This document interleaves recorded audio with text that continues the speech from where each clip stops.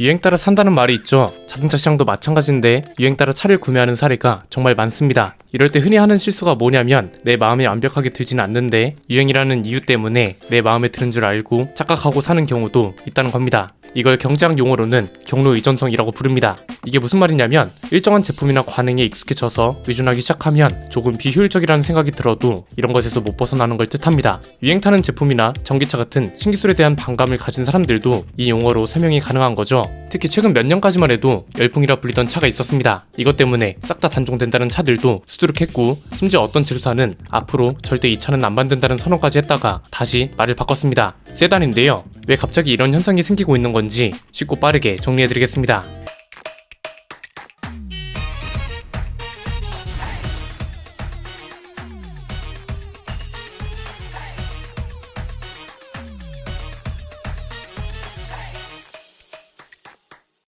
SUV 열풍은 언제부터 있었을까요? 생각보다 그리 오래되지 않았죠. 우리나라는 2000년대 이전까지 세단 점유율이 90%에 달했거든요. 그러다가 어느 순간 SUV가 많이 팔리기 시작했고 이건 이제 다른 나라부터 살펴보면 이해가 쉽습니다. 해치백이 대륙인 유럽에서 SUV 판매량이 급증하기 시작했죠. 이게 대략 유럽에서 캠핑이 한창 열풍일 때부터입니다. 이때 카라반 열풍이 불면서 짐도 많이 실을 수 있고 카라반도 여유롭게 끌 수 있는 차가 필요한 유럽인들을 중심으로 SUV 열풍이 시작됐거든요. 그리고 미국은 원래부터 픽업 트럭하고 SUV 판매량이 많았는데 이런 해외 브랜드들이 국내 진출이 많아짐과 동시에 우리나라 제조사들도 SUV에 집중하기 시작하면서 SUV 판매량과 종류도 자연스럽게 많아지기 시작했습니다. 마침 이거랑 겹치게 된 시장 동향이 뭐다? SUV가 많아지니까 세단이 몰락한다. 심지어 미국 브랜드 중에서는 세단을 아예 만들지 않겠다고 한 브랜드도 있었죠. 캐딜락이랑 쉐보레, 포드 이런 브랜드가 대표적이잖아요. 그래서 우리나라도 신형 SUV가 굉장히 많이 출시되기 시작했습니다. 국산차 중에선 한창 이 열풍이 거셀 때 GV80, 팰리세이드, 산타페, 소렌토, 코나, 티볼리 이런 차들이 중심이었고 수입차 중에선 벤츠 GL이나 BM X 시리즈가 대표적이었다고 볼 수 있습니다.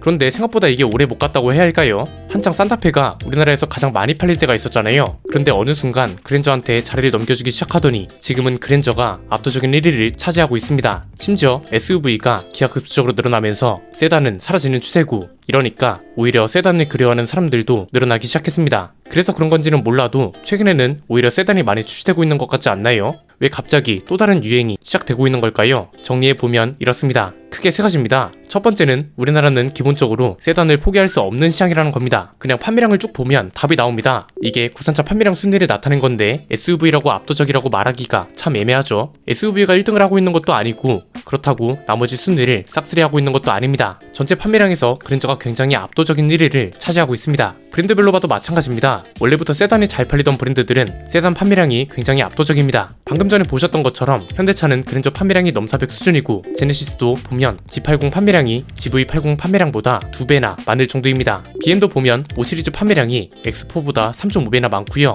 심지어 벤츠는 E클래스랑 S클래스가 나란히 1위와 2위를 차지하고 있습니다. E클래스 판매량이 당연히 압도적이고요. 이건 아우디나 렉서스 같은 브랜드도 마찬가지입니다. 세단을 좀 잘 만든다고 알려진 브랜드는 웬만하면 세단 판매량이 상위권이고 압도적이란 거죠. 우리나라는 예전부터 세단이 고급차의 상징이었고 SUV는 짐차라는 인식이 강했잖아요. 그래서 SUV 열풍이라는 것도 그리 오래되지도 않았고 선호하는 차종 중에서도 세단이 많다 보니까 시장 자체가 세단을 포기할 수 없는 시장이라는 거죠. 두 번째는 SUV 열풍 덕분에 세단만의 장점이 더욱 강조되기 시작했다는 겁니다. 솔직히 가장 비교 불가인 게 뭔가요? 승차감이죠. 소나타 승차감을 투싼이 못 따라가고요. 그랜저 승차감을 팰리세이드가 못 따라갑니다. 이건 수입차도 마찬가지입니다. X5나 X7 승차감이 5시리즈나 7시리즈 승차감을 따라가지 못하고 GL이나 GLS가 S클래스의 승차감을 못 따라가고 롤스로이스의 컬리넌이 팬텀이 승차감을 따라가지 못한다는 거죠. 예전엔 승차감에 대한 관심도가 비교적 덜했습니다. 그 이유가 뭐냐면 차체 크기가 작았으니까 트렁크 크기가 세단보다 SUV가 훨씬 크고 차박도 가능하기 때문에 승차감 따위는 아무것도 아니었다 이거죠. 그런데 요즘은 세단 크기도 굉장히 커졌고 트렁크가 부족한 차도 거의 없죠.